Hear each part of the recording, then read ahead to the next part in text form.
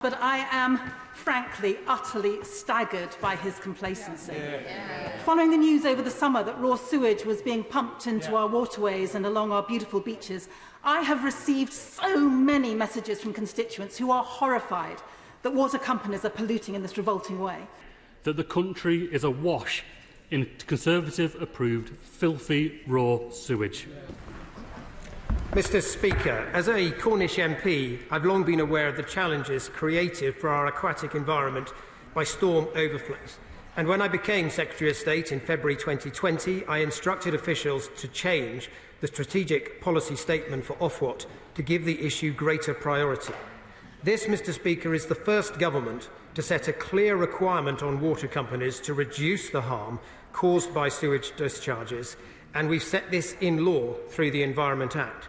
We're taking action on this now on a scale never seen before. Water companies are currently investing £3.1 billion now to deliver 800 storm overflow improvements across England by 2025. This will deliver an average of a 25% reduction in discharges by 2025. We have also increased monitoring. In 2016, only 5% of storm overflows were monitored. Following the action of this government, now almost 90% are monitored, and by next year 100% of all storm overflows will be required to have monitors fitting. This new information has allowed our regulators to take action against water companies. The Environment Agency and Ofwat have launched the largest criminal and civil investigations into water companies ever, at over 2,200 treatment works, following the improvements we've made to monitoring data.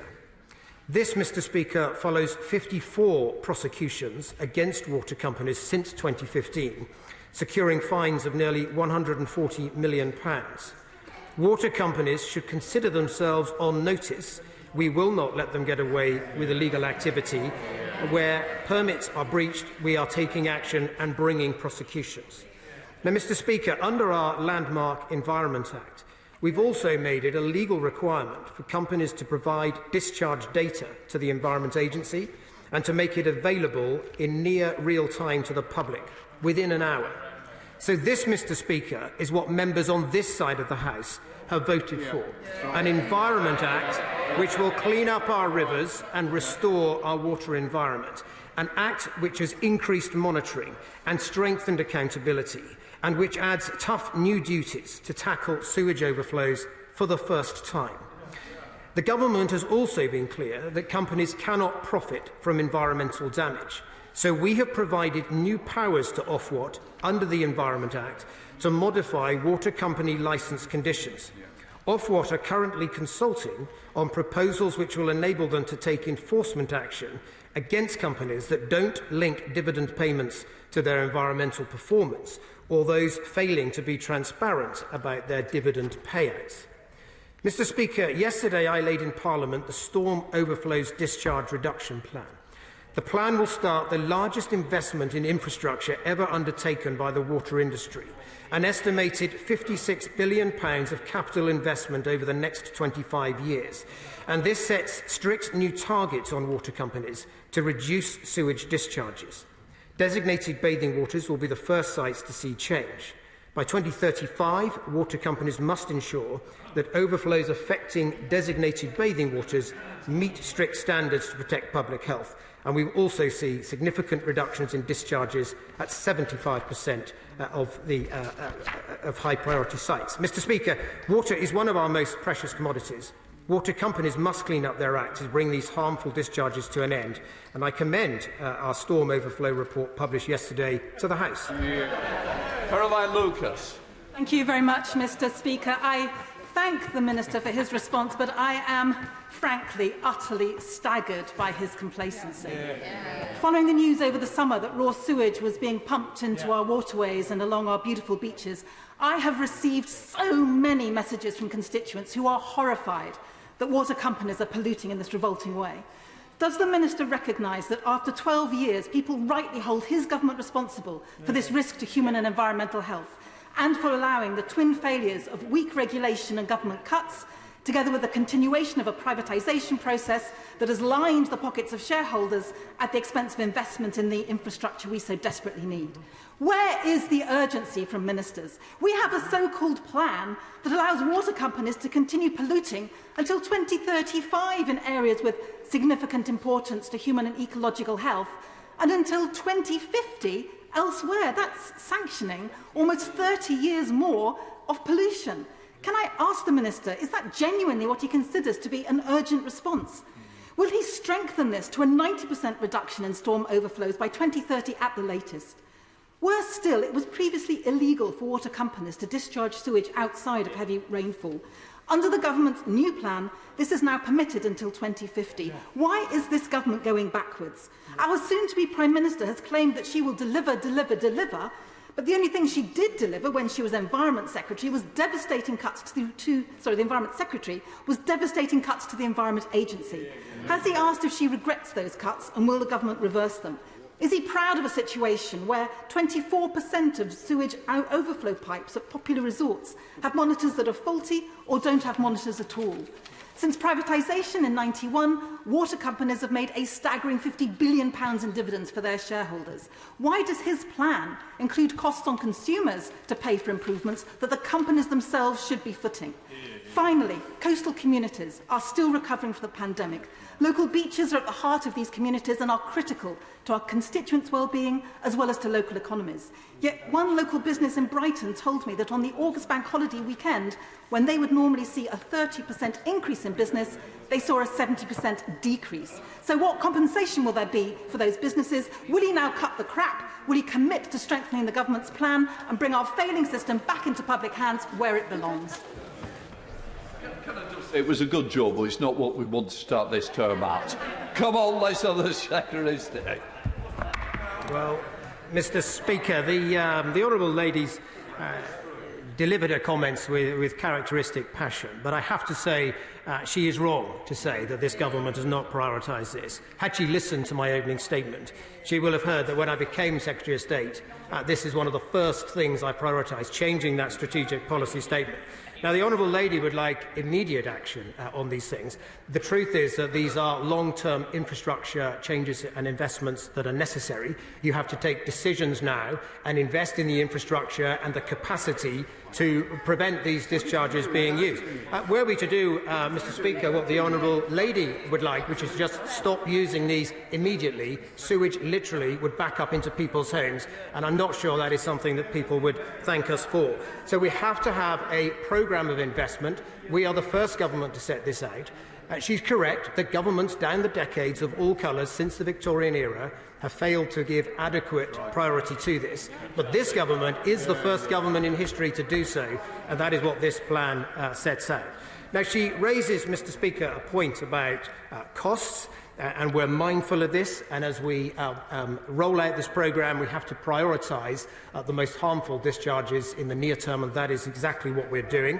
We're taking action right now with £3 billion investment that will reduce discharges by 25% by 2025, and then prioritising bathing waters and other priority sites out until 2035. And these will require that infrastructure investment, and it will require some funding. And we are doing this in a way that makes sure, as I set out in my statement, that this is funded fairly and that companies cannot award dividends unless they are performing properly. And I would simply also say this: Ofwat regularly try to drive greater value from water companies, to the point that last year a number of water companies appealed to the Competition and Markets Authority to say that Ofwat were being too hard on them in that approach. So I disagree with the points that the honourable ladies made. This is a government, the first government to prioritise this issue, but it does require decisions now that will have long-term improvements, and that is what we've decided to do. Part of the House, Sir Peter Bottomley. Those of us who've been around a long time would not believe that nationalised industries would do the level of investment which is going to be needed to be continued. Can I ask the Secretary of State, did the companies, did the regulator and did the Environment Agency know the scale of discharges? Mr. Speaker, the issue that the honourable, my honourable friend raises is an important one, and that is that it is only when this government required increased monitoring that we discovered the scale of the problem. And so the reality is that this has been a problem for some time, but subsequent governments down the decades have not had the right monitoring in place to recognise it. It is, as soon as we've recognised this, that the Environment Agency have now started to bring record numbers of prosecutions against companies who appear to have been breaching their permit requirements. We're not sure whether that was an error that those companies were making and they didn't realise that they were making some of these discharges, or whether it was deliberate. And there is a very moot point about why the Environment Agency did not detect this earlier, and that is now subject of an investigation by the Office for Environmental Protection, again set up under our Environment Act. We now come to the Shadow Secretary of State, Jim McNamara. Thank you, Mr. Speaker. The scenes over the summer have shown us again that the country is awash in Conservative-approved filthy raw sewage. Over the last 6 years, there's been over 1 million sewage discharge spill events, which on average is a spill taking place every 2.5 minutes. Just in the time that we'll be in this chamber for this question, there would have been 18 sewage discharges that have taken place. Water companies are laughing all the way to the bank, and the government is complicit in treating our country like an open sewer, allowing raw human waste to be dumped on our beaches, our playing fields, into streams and into our bathing waters, where families live, where they holiday and where their children play. This is the record. This is the legacy, a decade of decline, including the new Prime Minister, who slashed the enforcement budget by 1/4 when she was in that post. Because there may be a new Prime Minister, but really it's the same old Tories. And in the Environment Secretary's own backyard, he has subjected his constituents to 581 sewage discharges in the last year alone. The very people who voted for him, who put their trust in him, are being let down by him. This could have been avoided. Had Conservative MPs not blocked changes that would have ended sewage discharges and finally held the water companies to account. Mr. Speaker, the government's own plan isn't worth the paper it's written on. It's business as usual, giving water bosses a green light for another 4.8 million discharges through to 2035. So when will the government finally step up to eliminate the dumping of raw sewage into our environment? And I have this message for whoever may be imposed as early as this evening. The Labour Party is putting you on notice. We are taking this fight by constituency to constituency, from Cumbria to Cornwall, to turn those neglected, filthy brown seats into bright red. Well, Mr. Speaker, the honourable gentleman's contribution is characteristically political. But let me say this: this is the first government to increase monitoring, so we knew there was a problem. This is the first government to set out a plan, a £56 billion investment plan to tackle this. No previous government, not even governments made up from the benches opposite, ever prioritised this issue in the way that we have. The honourable gentleman mentions cuts to the Environment Agency budget. He misunderstands how the Environment Agency budget works. The truth is, the cost of monitoring permits of water companies for the management of combined storm overflows is cost recovered through the permit, and there's been no cuts to that. They're able to recover those costs, and we've increased the grant in aid budget to enable them to do further enforcement action. That is why we've actually seen record numbers of prosecutions being brought under this government's watch. We now come to Chair of the Select Committee, Sir Robert Goodwill. Before privatisation, every single gallon of Scarborough sewage was pumped into the sea untreated. Since privatisation, we've seen investment in the Burniston water treatment works, which has been upgraded with ultraviolet treatment to increase their capacity, and a 4 million litre stormwater tank at the end of Marine Drive, which captures the majority of heavy storms. So would the Secretary of State agree with me that the bathing water off the Yorkshire coast has never been cleaner? And whilst there's more work to be done, particularly on some of our inland waterways, the private sector investment is the way to deliver that in the future. My honourable friend is absolutely right. We have prioritised investments through the new strategic policy statement for Ofwat, which means this issue is being prioritised for the first time ever. He's also right in saying that private capital has helped to raise the money to lead to infrastructure improvements. The days of nationalisation were not days when things were perfect. Indeed, we didn't even understand the scale of the problem because there wasn't the monitoring in place as we've now required to recognise it. Chair of the PAC, Dave McKellar. Thank you, Mr Speaker. Mr Speaker, in 2019, the River Lee suffered a discharge for 1,000 hours. That was 3 years ago, and the ripple effect of it is going to be longer than just this summer. But the Environment Agency, in response to my question, says, well, it's OK, as the Minister said, we're monitoring more. But that monitoring doesn't seem to deter the water companies from repeating their action. So why does he think the threat of prosecution and fines is not delivering quicker and better investment to stop this happening? Well, Mr Speaker, quite simply because this is the first government in history to require all of these 15,000 storm overflows to be properly monitored. And now that we have that data, this is the first government ever that is bringing prosecutions against those companies, and they will respond to that. And this is also the first government ever that is prioritising £56 billion of investment to improve the infrastructure so these storm overflows are not needed. Neil Hudson. Thank you, Mr Speaker. Can I thank the Secretary of State for his statement and clarity on this issue, which is in stark contrast, does he agree with me, with the Liberal Democrats, who are pumping out alarmist, inaccurate and frankly toxic material into our constituencies through leaflets and social media. This is in stark contrast to this Conservative government, which is the first government ever to take action on this and hold the water companies to account to stop these illegal and unacceptable discharges. Well, Mr Speaker, no surprises there.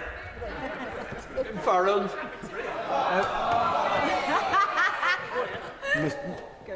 Of interest, the honourable member did put in on this urgent question, so I am taking, I don't need any barracking. Tim Farrell.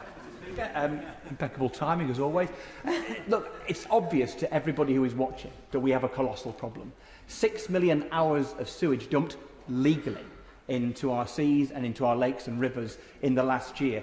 The specifics of it: in the last 48 hours, a sewage dump on the beach at Seaford in Lewis. In my part of the world, Morecambe Bay, 5,000 hours of sewage discharges onto the sands, 1,000 hours into Windermere. Juxtapose that with £2.8 billion worth of profits to the water companies, £1 billion in shareholder dividends, and the executives giving themselves 20% pay rises, 60% in the form of bonuses. Now, I don't know about you, Mr Speaker. I thought bonuses were what you got when you do a good job.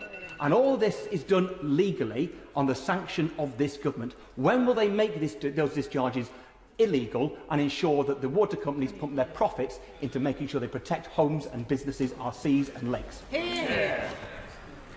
Well, Mr Speaker, our Environment Act addresses all of the substantive points that he raised. As I said in my statement, Ofwat are currently consulting on an ability to regulate the dividends that companies make and to link that to their environmental performance. And look, I would simply repeat that this is the first government to prioritise this. These are long-term challenges. You could argue that the coalition government and governments before it could have acted on this and had a different strategic policy statement. There were Liberal Democrats in that government. They chose to prioritise other issues like AV and Lords reform. Rebecca Park. Cry in a minute.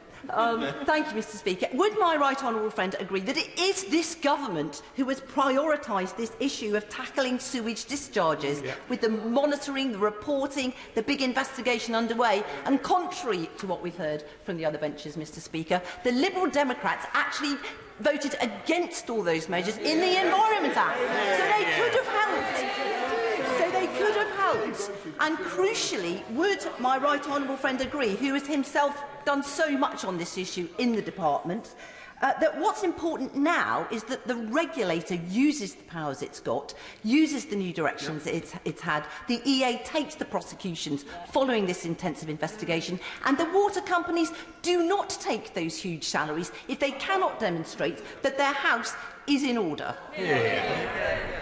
Well, Mr. Speaker, I commend the role of my honourable friend in progressing this agenda and the work that she did on the Environment Act, which sets out all of the new powers we need to address this challenge. And she's absolutely right. We introduced powers under the Environment Act to give Ofwat new abilities to scrutinise and to change dividend awards.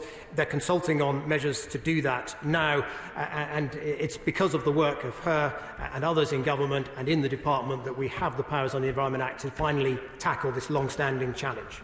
Rosie Duffield. Mr. Speaker, recently the Environment Agency branded Southern Water appalling and awarded them a 1-star rating. Frankly, in the view of my constituents, that was 1 whole star too many, and many of them are considering not paying their bills. I've now held 2 public meetings in Whitstable so that representatives from our sailing clubs, swimmers, fishers and residents could confront Southern Water directly. Will the Secretary of State or one of the ministers, because we don't know who it's going to be, come to my constituency and meet with groups such as SOS Whitstable and hear from them what this damage is doing to our economy on a daily basis? Well, Mr. Speaker, Southern Water is one of the companies that was recently investigated and was actually subject to a record fine of close to £90 million. And that was a significant fine that actually precipitated a change in ownership of that company. And I know that the new owners are committed to addressing the problems, the historic problems that they've had. In terms of whether a minister would visit her constituency, if she would like to write to me or wait and see who is around tomorrow, I'm sure that they will look favourably on her request. Jesse Norman. Thank you very much indeed, Mr. Speaker. As my honourable friend will know, the River Wye is a priceless national asset threatened by phosphate pollution. He will also know that the Wye is unusual because it crosses the border between Wales and England, and the majority of its phosphate does not come from sewage companies, and therefore it will not be as affected by the measures, the thoroughly laudable measures that the gentleman has made. Can he make a note to his successor, if there is one, and to his officials now in their box, that the next administration of DEFRA, if there is one, should take this up with great energy and authority and press the cross-border issue for the betterment of the Wye and the whole catchment and this country as a whole? Well, Mr. Speaker, my honourable friend raises an important point in that there are sometimes cross-border issues, and while we are taking leading action in England, we obviously also need other devolved administrations, including in Wales, to play their part to address the challenge, particularly on catchments such as the Wye. I am aware of the point that he makes on phosphates. We are consulting at the moment on reducing nutrient pollution, both nitrogen and phosphates, from both agriculture and sewage treatment works, and I'm sure when that is published, it will give the impetus that he requires and requests for agriculture to be tackled. Maria Reid. Thank you, Mr. Speaker. Last week, I and 17 of my North West colleagues wrote to United Utilities about reported significant sewage releases into the River Mersey. United Utilities have simply denied that they were responsible and cited Environment Agency estimates that they're only responsible for about 30% of pollution incidents in the river. What is the government going to do on a speedier timescale than the one his plan sets out to make sure that investment in infrastructure is brought forward? Because the companies seem to have got into a very bad habit of treating the money that they make as something to be given out in dividends and payment to senior executives, rather than invested in the infrastructure that will make sure that this stops in the future. Well, Mr. Speaker, the next pricing review period starts in 2025, which is not soon enough for me. And that is why I actually said to Ofwat and to the water companies that they should bring forward any investments that they are able to. That is why, as I said earlier, there will be £3.1 billion of investments up to 2025 on 800 overflows, which will significantly reduce discharges by about 25% by 2025, so in the near term. Tim Vickers. Thank you, Mr. Speaker.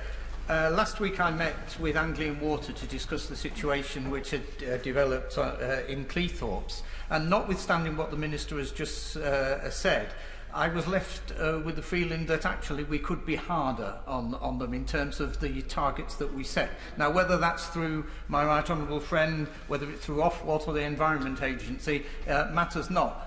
could we actually look again at the targets that we are setting? 2035 was mentioned in his earlier response. That is a long way away. Traders in Cleethorpes want people to come along and be confident that the waters are clean.